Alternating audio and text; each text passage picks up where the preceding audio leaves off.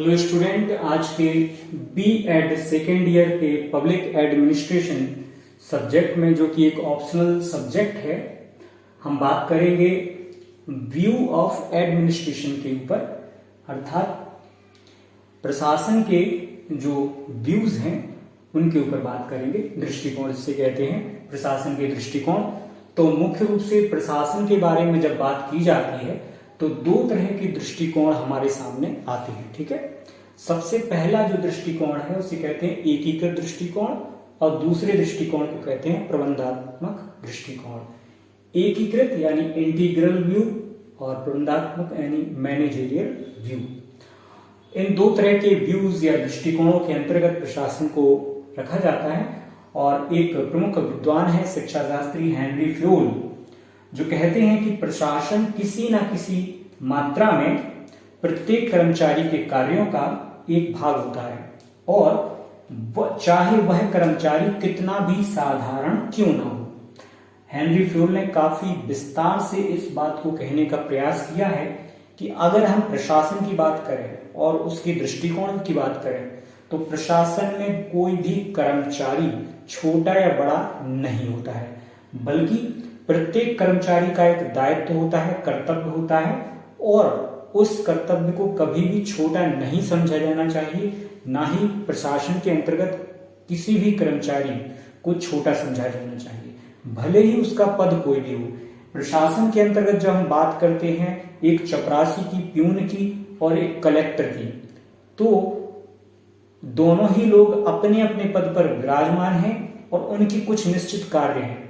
और जब तक वो सभी लोग, चाहे वो चपरासी हो, चाहे लिपिक हो, चाहे एसडीएम हो, चाहे एडीएम हो, चाहे कलेक्टर हो, या प्रशासन से जुड़े हुए जो भी लोग हैं, जब तक वो अपने कर्तव्यों का निर्वहन ठीक से नहीं करेंगे, अपने कार्यों को जो उत्पादन है वो ठीक से नहीं करेंगे और उसको अच्छी तरीके से पूर्ण नहीं करेंगे, तो अंतिम स्तर तक कार्य कैसे पूर्ण होगा।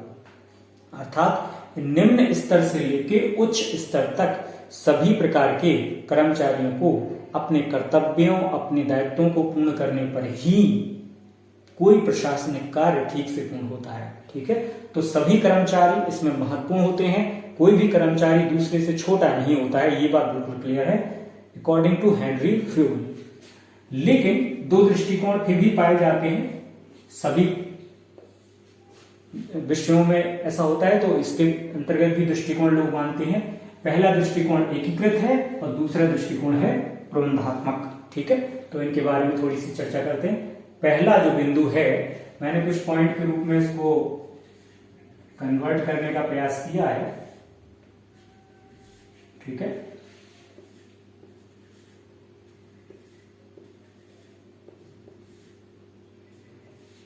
मुख्य रूप से 5 बिंदु हैं, 5 बिंदु हैं, लेकिन इसमें 6 बिंदु हमने रख दिए हैं। अपने में एक अंतर के रूप में हमने प्रकट करने का काम किया है।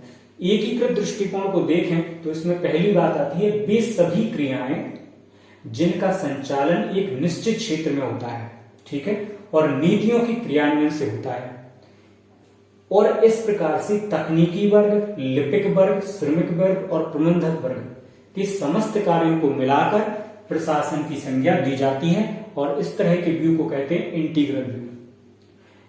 इंटीग्रल व्यू में चपरासी से लेकर प्रबंधक तक सभी समस्त कर्मचारी प्रशासन के अंग माने जाते हैं, अनिवार्य अंग माने जाते हैं। तीसरी बात, प्रशासन विभिन्न सामान्य लक्ष्यों की प्राप्ति के लिए किए गए कार्यों का योग माना जाता है। चौथी बात, प्रत्येक व्यक्ति के कार्य को प्रशासन का अनिवार्य अंग मानना पड़ेगा और प्रत्येक को प्रशासन कहना पड़ेगा अकॉर्डिंग टू इंटीग्रल व्यू। पांचवी बात है, प्रशासन का रूप उसकी विषय वस्तु के अनुसार लगातार बदलता रहता है। अगर हम प्रबंधात्मक दृष्टिकोण को देखें तो पहला बिंदु कहता है केवल वे ही क्रियाएं प्रशासन के क्षेत्र में आती हैं जिनका संबंध प्रबंध से होता है तथा जो संपूर्ण संगठन को सामूहिक कार्य करने की संपन्नता के लिए एकीकृत करती हैं तथा नियंत्रित करती हैं। दूसरी बात, प्रबंध एक ऐसा कार्य है जो अन्य कार्यों को एक समन्वित प्रयास के अंगों के रूप में संयुक्त तथा नियंत्रित करता है। तीसरी बात, किसी चपरासी या लिपिक को प्रशासक नहीं कहा जा सकता अकॉर्डिंग टू प्रबंधात्मक दृष्टिकोण, या मैनेजरियल व्यू। ठीक है। चौथी बात, केवल उच्च तथा निरीक्षण एवं प्रबंधक का कार्य करने वाले जो पदाधिकारी ही वो ही प्रशासन का अंग माने जाते हैं, अंग माने जाएंगे अकॉर्डिंग टू मैनेजरियल व्यू। पांचवा बिंदु है, यह वर्ग दूसरों से कार्य कराता है। मैनेजरियल व्यू क्या कहता है कि यह वर्ग दूसरों से कार्य कराता है, उसे क्या कहते हैं, प्रबंधक। छठवां है, यदि प्रशासन को प्रबंध की कला माने तो उसका रूप सब स्थानों पर समान रहेगा। ठीक है, ये एक महत्वपूर्ण बात है प्रबंधात्मक दृष्टिकोण में। तो इन 5 बिंदुओं के आधार पर हमने देखा कि एकीकृत दृष्टिकोण और प्रबंधात्मक दृष्टिकोण में क्या अंतर है।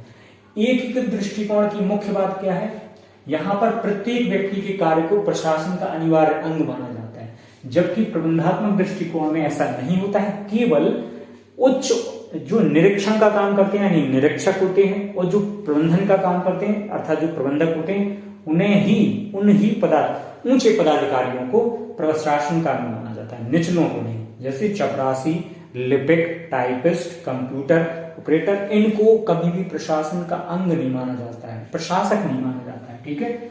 और सबसे महत्वपूर्ण बात है कि जो ऊंचा वर्ग है वो ही प्रशासन के दायित्वों को पूर्ण करने का अधिकारी माना जाता है, यानी वो दूसरों से कार्य कराता है, इसलिए उसको प्रशासक माना जाता है। जबकि एकीकृत व्यू क्या कहता है, एकीकृत व्यू कहता है कि यहाँ पर सभी लोग समान हैं, क्योंकि सभी लोगों का कुछ निश्चित कार्य है, और अगर वह व्यक्ति उस कार्य को ना करे तो प्रशासन का जो मुख्य लक्ष्य है वो कैसे प्राप्त होगा। तो एकीकृत व्यू काफी अच्छा दृष्टिकोण रखता है कि किसी भी तरह के प्रशासन में, जैसे हेनरी फ्यूल ने कहा है कि प्रशासन का कोई भी कर्मचारी, चाहे वो छोटा कर्मचारी हो या बड़ा कर्मचारी, वो किसी ना किसी मात्रा में एक प्रशासन का अंग होता है, अनिवार्य अंग होता है, भाग होता है। और वह कर्मचारी चाहे कितना भी साधारण क्यों ना हो, क्योंकि उसके द्वारा जो कार्य किया जा रहा है वो साधारण नहीं है, वो उसके पद के अनुसार कार्य है। यानी चपरासी का कार्य फाइलों को लाना ले जाना, खान पान की व्यवस्था करना, जैसे छोटे कार्य माने होते हैं, लेकिन क्या वो काम छोटा है? नहीं, बल्कि वो काम भी उतना ही अनिवार्य है जितना कि बड़े प्रशासक का कोई कार्य, क्योंकि अगर छोटे कार्यों की व्यवस्था नहीं होगी तो बड़े कार्यों में निश्चित रूप से करने पे क्या होगी, दिक्कत आने लगेगी। तो इंटीग्रल व्यू काफी अच्छा दृष्टिकोण माना जाता है, क्योंकि ये दृष्टिकोण चपरासी से लेकर प्रबंधक तक और समस्त कर्मचारियों को प्रशासन का अंग मानता है, और एक भी कर्मचारी के ना होने पर प्रशासन का कार्य प्रभावित होता है। ये एक महत्वपूर्ण बात मानी जाती है इसके अंतर्गत। जबकि प्रबंधात्मक दृष्टिकोण में केवल निरीक्षक और प्रबंधक, जो हाई लेवल ऑफिसर होते हैं, उनको ही प्रबंधक के रूप में देखा जाता है। और क्या कहता है, प्रबंध एक ऐसा कार्य है जो अन्य कार्यों को एक समन्वित प्रयास के अंगों के रूप में संयुक्त तथा नियंत्रित करता है। अर्थात वो मानता है कि केवल ऊंचा अधिकारी, बड़ा अधिकारी ही क्या काम कर रहा है, प्रशासन को नियंत्रित करता है, उसको कार्यान्वित करता है। ये सच है कि बड़ा अधिकारी उसको नियंत्रित करता है, लेकिन ये बिल्कुल सच नहीं है कि वो अकेले ही सारे काम कर लेगा, बल्कि प्रशासन के लिए सभी कर्मचारियों का होना अनिवार्य है, चाहे वो चपरासी हो, चाहे वो लिपिक हो, चाहे गार्ड हो, चाहे कंप्यूटर ऑपरेटर हो, चाहे कोई असिस्टेंट हो, ऑफिस असिस्टेंट हो, लोअर ऑफिसर हो। तो ये उतने ही महत्वपूर्ण है जितना अपर ऑफिसर, जितना बड़ा अधिकारी अनिवार्य है उतने ही ये सभी छोटे कर्मचारी भी तो अनिवार्य है, किसी प्रशासन के अंग है। तो इस प्रकार से हम देखते हैं कि व्यू ऑफ एडमिनिस्ट्रेशन के अंतर्गत 2 दृष्टिकोण होते हैं, पहला इंटीग्रल व्यू और दूसरा मैनेजरियल व्यू। एकीकृत दृष्टिकोण सभी कर्मचारियों को समान दृष्टि से देखता है, और प्रबंधात्मक दृष्टिकोण सभी कर्मचारियों को प्रशासन का अंग नहीं मानता है, केवल उच्च अधिकारियों को ही प्रशासन का अंग मानता है। तो इस प्रकार से अगर देखा जाए तो व्यू ऑफ एडमिनिस्ट्रेशन के अंतर्गत हेनरी फ्यूल की जो परिभाषा है कि प्रशासन किसी न किसी मात्रा में प्रत्येक कर्मचारी के कार्यों का एक भाग होता है, चाहे वह कर्मचारी कितना भी साधारण क्यों ना हो, निश्चित रूप से ये एक सत्य परिभाषा है, सही परिभाषा है।